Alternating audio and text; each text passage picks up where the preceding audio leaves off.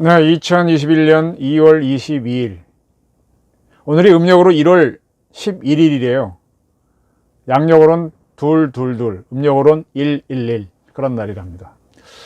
오늘 제목은 신현수를 왜 잡았니? 레임덕은 올 것인데 이렇게 잡아봤습니다. 덧없는 일을 했다는 얘기죠. 왜 이런 얘기를 하느냐? 오늘 신현수 민정수석이 복귀했습니다. 일주일 만에 거의 사태가 봉합됐습니다. 청와대에는 오늘 오전 신 수석이 문 대통령이 주재하는 티타임에 참석해 거취를 일임하고 직무를 최선을 다해 수행하겠다고 말했다. 오후에는 문 대통령 주재로 열린 수석 보좌관 회의에도 참석했다.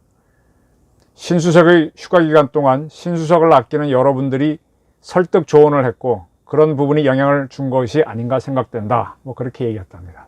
좋습니다. 신 수석은 휴가를 낸 기간 동안 검찰 중간간부 인사안을 법무부 측과 협의를 한 걸로 지금 확인되고 있습니다. 그러나 신 수석이 복귀를 하지만 문 대통령은 리더십이 흔들린 만큼 후임자를 물색하고 있다가 신 수석을 적당한 때에 교체할 것으로 예상됩니다. 이렇게 이제 일은 봉합이 됐지만 문 대통령이 제거한 검사장 인사, 박광배 씨가 일요일에 발표했던 그 인사 결국 대통령이 제거한 거잖아요. 그 인사에 대한 반발로 임명 2달도 안 된 신현수 수석이 사퇴를 하려고 했습니다. 그래서 불거진 사태는 일단 피했지만은 검찰과의 관계 설정에 대해 청와대 그리고 여권 내에서의 현격한 시각 차이가 드러나 버렸죠. 신현수와 박광계, 신현수와 문재인 사이에 큰 의견 차이가 있다. 따라서 이제 신현수 씨가 복귀를 했지만 불안한 동구가 이어진다. 이렇게 예상을 해야 되겠죠. 조만간 국회에서 여당은 중대범죄수사청을 만들겠다라고 했습니다. 이걸 검찰개혁 2라운드 시즌2라고 예상하고 있는데 그게 법제화가 시작되면 또 갈등이 일어날 것이다. 그렇게 보고 있습니다. 검찰 인사 잠깐 발표한 걸 다시 한번 검토하겠습니다. 이 인사가 있을 때, 이 인사를 하기 위해서 법무부가 인사위원회를 개최했어요. 그때 조남관 대검차장이 대검에서는 현재 진행되고 있는 중요 사건의 수사팀, 대검이나 서울중앙지검 보직부장들의 현 상태 유지와 임의적인 핀셋 인사는 하지 말 것을 강력히 지금 요청을 한 상태입니다. 이렇게 얘기했거든요. 신 수석이 사의를 번복했죠. 번복했다고 말씀드렸는데 그 번복을 하고 난 다음에 인사 결과가 발표됐습니다. 이건 결국은 신 수석이 검찰의 중간간부 인사안을 협의했다는 얘기죠. 그에 따라 월성원전 경제성 조작 의혹 사건을 수사하고 있는 대전지검 수사검사들, 김학의 씨 불법 출국 금지 사건을 수사하고 있는 수원지검 검사팀, 한동훈 검사장 무혐의 주장하면서 이성윤 중앙지검장과 맞섰던 서울지검 형사 일부팀 다 유임입니다. 그리고 이성윤 지검장을 성토했던 서울중앙지검의 모든 차장들 유임입니다. 1차장은 나갔기 때문에 그 1차장만 채웠습니다. 이렇게 보게 되면 신현수 승리지만은 추미애 시절 추미애 장관이 좌천시켰던 특수부 공안부 검사들이 주요 보직으로 복귀시키자 그랬는데 그건 거절해 버렸습니다. 그리고 검찰지휘부 즉 윤석열 총장하고 대립해온 임은정 대검 감찰연구관은 서울중앙지검 검사를 겸하게 됐습니다.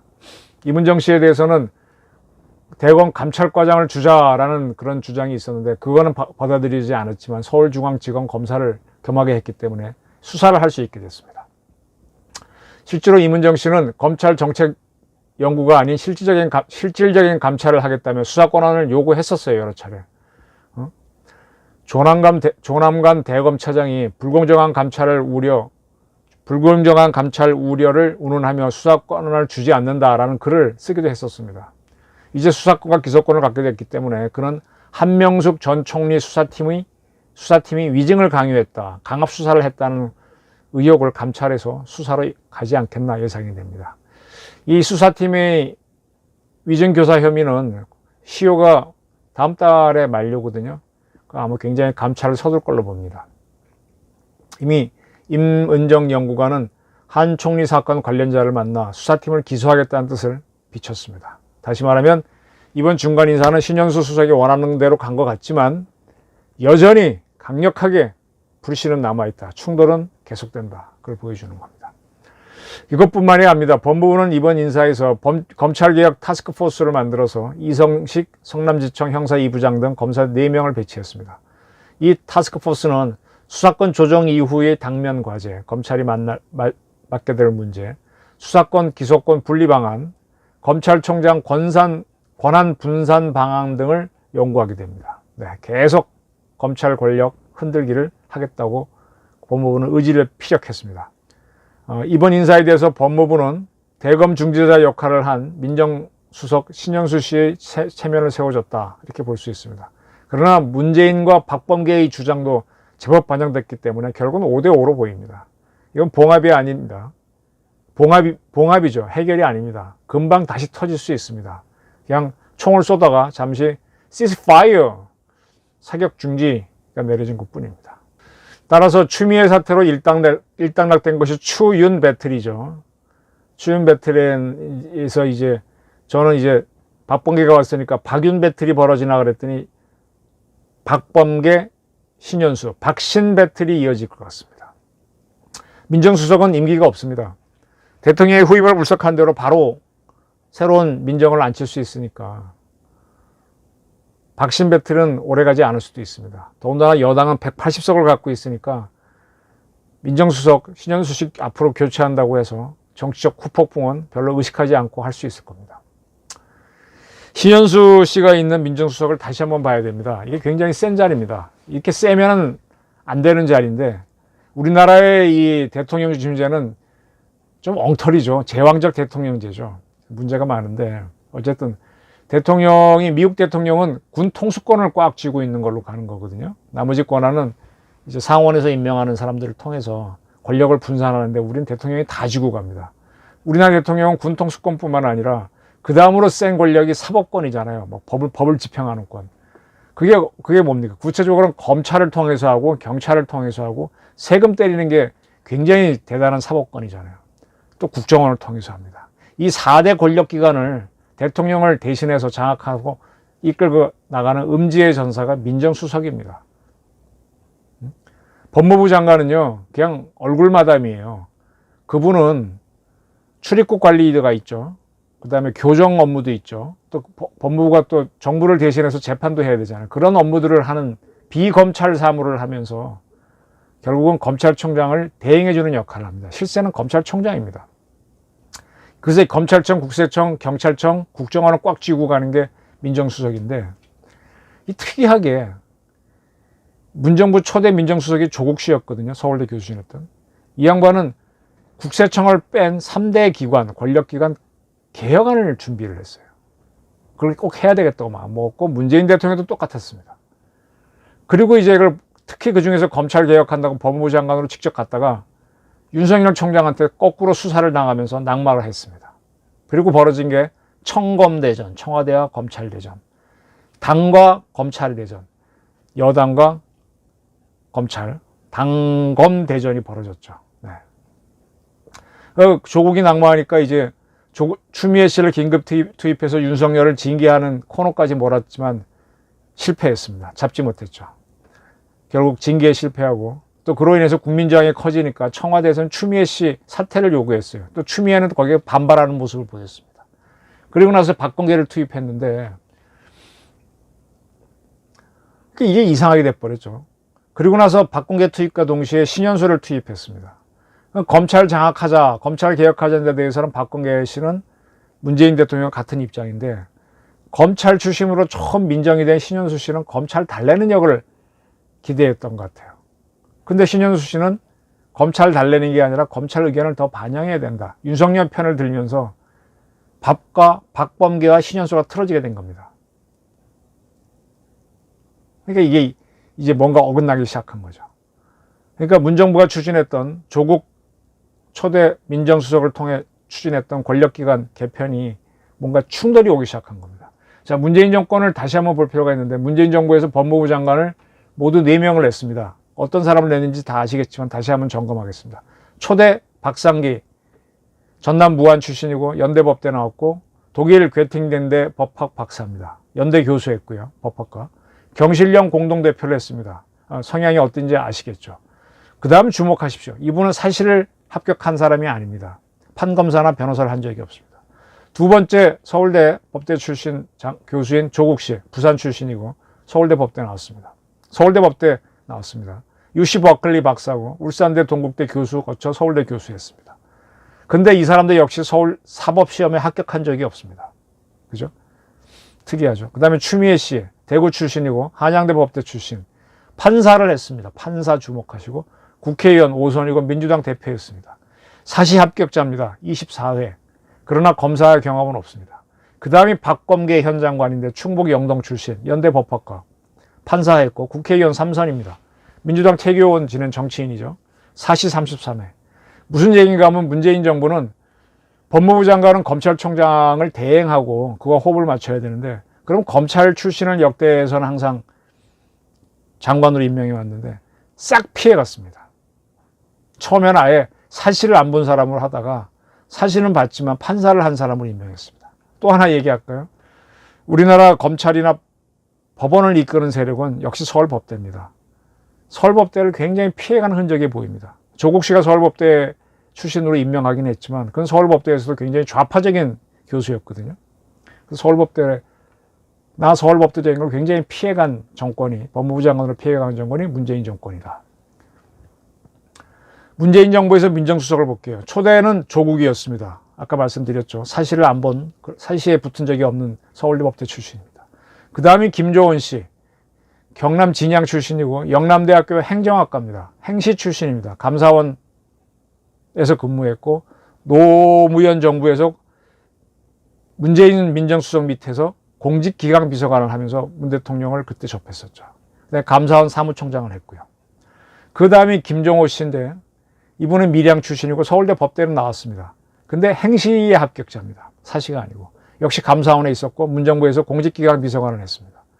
감사원 사무총장을 지냈죠. 이렇게 계속 검사 출신이 아닌 사람을 임명해 오다가 이번에 신현수 서울대 법대를 나오고 검사 출신 노무현 정부에서 문재인 대통령이 민정수석을 했을 때 그 밑에서 사정비서관 하면서 가까워졌죠. 덕분에 이제 문정부 출범했을 때 국정원 기조실장까지 했는데 본인이 사퇴했습니다. 그래서 처음으로 사시 출신, 검사 출신을 신현수 씨를 민정수석에 임명했는데 싸움이 벌어진 겁니다.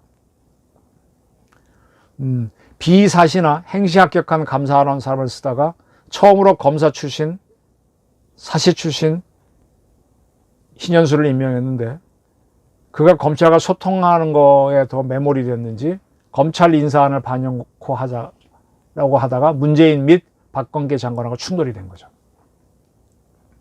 때문에 이제 과거의 추윤 배틀에 이어서 박범계 신현수 배틀이 박신 배틀이 발생했습니다. 문재인 대통령은 신현수 수석을 통해서 윤석열 검찰총장을 붙잡아 놓고 박범계 장관을 통해서 다시 한번 윤석열 무력화, 검찰을 흔들려고 했는데 이게 실패한 거죠. 그럼 이 구도를 다시 한번 보게 되면요. 윤석열과 신현수는 서울법대 출신이에요. 추미애, 박범계는 한대법대, 연대법대, 비서울법대 출신입니다. 이런 게 보이죠. 서울법대에 대해 비서울법대가 싸우면은요, 국민들은 대체로 서울법대 출신들을 싫어해요. 근데 저도 정서적으로는 싫습니다. 서울대를 못 나와 그런지. 근데 일을 시켜보면 서울법대 출신들이 좀 잘합니다. 에이, 다 사시 합격자인데 무슨 차이가 있겠어 그러죠. 천만의 말씀. 사시에도요, 1등한 사람이 있고 꼴찌한 사람이 있습니다. 둘 차이는 굉장히 납니다. 저는 항상 이렇게 쭉 취재해보면 1등하고 2등하고의 차이는 하늘과 땅 차이입니다. 2등, 3등, 4등, 5등은 뭐 고부고부해요. 근데 1등하고 2등은 하늘과 땅 차이입니다.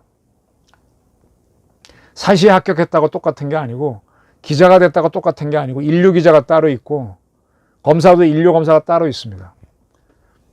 서울법대 친구들이 대체로 좀 얄미워서 그렇지 우수한 건 부인할 수 없습니다. 근데 문재인 정권은 그런 우수한 사람을 치는 거를 개혁으로 보는 거죠. 근데 김명수 파동으로 법원이 완전히 지금 뒤숭숭한데 또 다시 검난이 일어나면 검나니까 피해버린 거죠.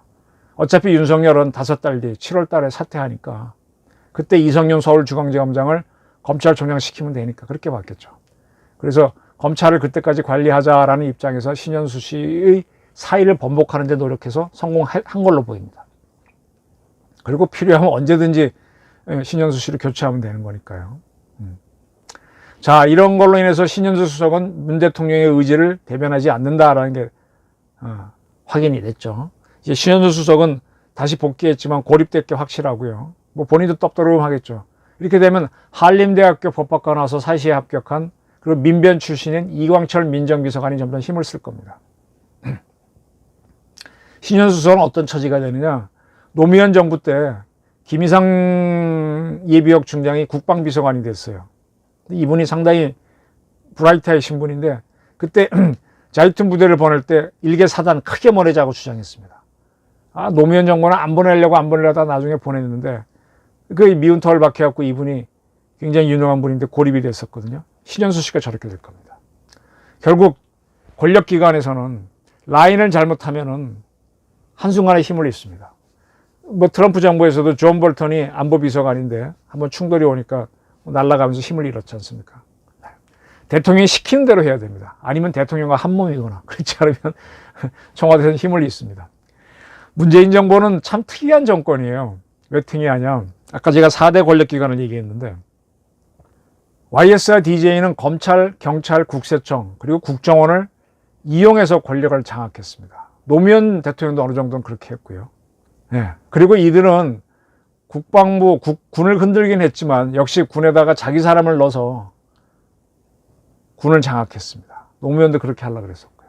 그게 잘 안 돼갖고 남재준 총장하고 다툼이 있긴 했지만 어쨌든 그렇게 갔습니다. 근데 문재인 정권은요, 특이하게 이걸 계속 흔들기만 하고 자기 사람 넣어서 장악하는 걸 못하고 있어요. 특히 이제 사법부 쪽에 심한, 권력기관 쪽이 센데 공수처법을 만들어서 검찰을 흔들어 경찰청법을 개정해서 경찰을 완전히 흔들어놨죠. 국정원법 개정해서 국정을 완전 무력화했죠. 권력기관 개혁 3법이라는 걸 만들어서 그렇게 했는데 이렇게 해놓고 나서 이들을 통해서 전국을 장악한다? 불가능해져 버렸습니다. 그리고 오히려 이들 중 일부의 반발을 받고 있습니다. 경찰은 수사본부가 만들어져서 손해본 것이 없고 뭐 수사권도 강화됐으니까 잠잠합니다만 국정원은요, 국정원개혁발전위원회, 국개발이라고 하는 과거사위원회를 넣어서 워낙 흔들어 버려서 지금 깨갱하고 있지만 속으로는 불만이 엄청 많습니다. 송원 원장이 가가지고 남북 교류하는데 국정원 직원 동원했잖아요. 그리고 지금은 북한과 가장 잘 통한다는 박지원 씨를 보내갖고 있으니까 조용은 하지만 내부적으로는 굉장히 부글거린 걸로 알고 있습니다. 그리고 이제 검찰이 처음에 문무일 씨가 총장 할 때는 얌전히 있다가 공수처 만든다고 할 때 한 번은 반발하고 나갔습니다. 윤석열 총장은 공수처 신설은 뭐 정식 건사하는 거니까 잠잠히 있었지만 조국 수사를 계기로 정권 비리에 대한 수사에 나서면서 추윤 배틀까지 끌고 가고 추미애 장관을 낙마시켰습니다. 그리고 박신 배틀이 지금 일어났거든요. 그런 연장선에서 지금 문재인 정부는 민정수석도 무력화해버렸습니다. 이렇게 되면 이 민정수석 4대 권력기관 통해서 이 정권을 권력을 끌고 나가야 되는데 못 끌고 나가는 구도가 된 거 아니에요. 난 문재인 정부는 왜 이렇게 하는지 굉장히 궁금해요. 그리고 결론적으로 문재인 대통령이 조국, 그 다음에 김조원, 또 누군가요? 김종호, 이번에 신현수까지 민정수석을 임명했는데 이들은 다 실세가 아닌 게 드러나는 거죠. 그럼 우리 문 대통령은 도대체 권력기관을 장악을 해야 되는데 흔들었으면 장악해야 되는데 그것도 못하고 거기를 통제하는 사람도 자기 사람을 심지 못했다는 게 드러나는 겁니다. 이게 참 희한한 일입니다. 그러면 이 도대체 문재인 정권을 이끄는 세력은 누구냐가 궁금해집니다. 문재인 대통령이냐? 그럼 군에다가 확실하게 자기 사람을 집어넣었어야 되고 4대 권력기관에도 자기 사람을 넣었어야 되고 민정수석에도 자기 사람을 넣었어야 되는데 못하고 있거든요. 이게 뭐냐? 굉장히 희한한 일이에요. 문 대통령은 검찰에 대해서 굉장히 적대적인 거는 그의 자서전 운명을 보면 알 수 있는데 어떻게 개혁한다는 건 없거든요. 적대감만 갖고 있는 사람은 그 조직을 활용할 줄 모르죠. 이렇게 되면 어떻게 됩니까? 당하죠. 권력을 잃게 되죠. 법무부 장관을 추미애나 박범계처럼 당에서 온 사람이 했으니까 또 박지원 씨도 정치인 출신인데 국정원장 맡겼으니까 저는 당 내려온다, 법 내려온다 이것처럼 당이 실세가 아니냐 이렇게 볼 수가 있는데 또 검찰 저항을 누르고자 박주신 의원 같은 젊은 국회의원들은 중대범죄수사청 만들자고 하니까 당이 문재인은 아바타고 실세 아니냐 이렇게 볼 수도 있습니다. 근데 민주당에서도 가만히 보면 박범계, 추미애, 박주신 이런 사람들은 또 실세가 아니에요. 박지원 씨는 또 민주당 의원도 아니고. 그러니까 누가 4대 권력기관 개편을 이끄는지 알 수가 없어요. 이건 중구난방, 주인 없는 권력입니다. 개편을 하자는데 방향이 어디로 가자는 건지 알 수가 없어요. 막 조직만 흔들어 놓으면 이게 잘 되는 건 줄 아는데, 개편했으면 목적이 있을 거 아닙니까? 이거 위험한 개혁입니다.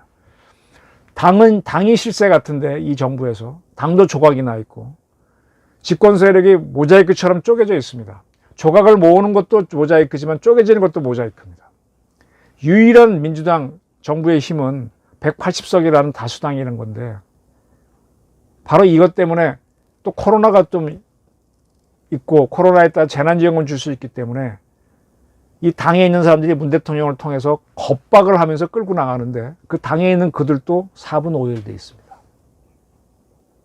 그러니까 지금은 신현수 같은 적, 윤석열 같은 적이 나오면 일단은 뭉치지만, 이게 빠지면은 추미애하고 문재인이 싸웠듯이 또 이게 싸움이 벌어지는 겁니다. 굉장히 취약한 정권이죠. 신현수 수석은 자기한테 어떠한 문제가 닥치면 바로 나갈 겁니다. 이 양반은 국정원 기조실장도 조용히 나갔던 사람이거든요. 그리고 서울부대 출신들은 그게 있습니다. 검사 출신들은 그게 있습니다. 절대로 검찰을 버리지 않습니다. 서울법대라는 게 훨씬 더 프라우드합니다. 문 정권은요, 특이하게 엘리트를 안 쓰는 정권이에요.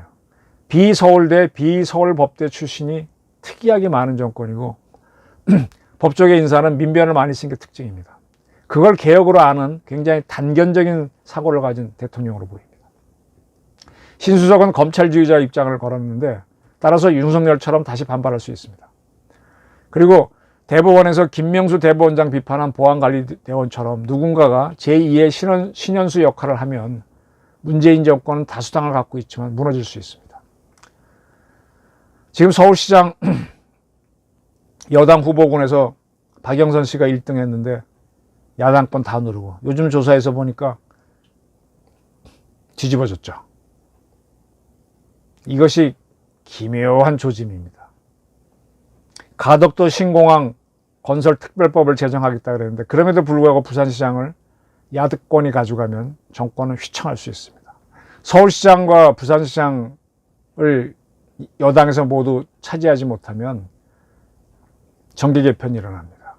그리고 야권에서도요, 김종인 씨가 어차피 1년 하기로 했었고, 또 서울시장 선거에서는 나경원도 오세훈도 밀어주지 않았었잖아요. 따라서 거기도 정계 개편이 일어납니다. 이런 정계 개편 와중에 문재인 정권도 크게 흔들릴 수 있다. 진짜 훅 하면 날아갈 수도 있다. 그런 사태가 벌어질 수 있다고 저는 봅니다. 그래서 제가 오늘 제목을 이렇게 잡았던 겁니다. 신현수를 왜 잡았니? 레임덕 올 것인데. 제 예측이 틀릴 수도 있고 뭐 그럴 수도 있지만, 한번 참고해서 문재인 정권의 향방을 한번 지켜보시기 바랍니다. 경청해 주셔서 감사합니다.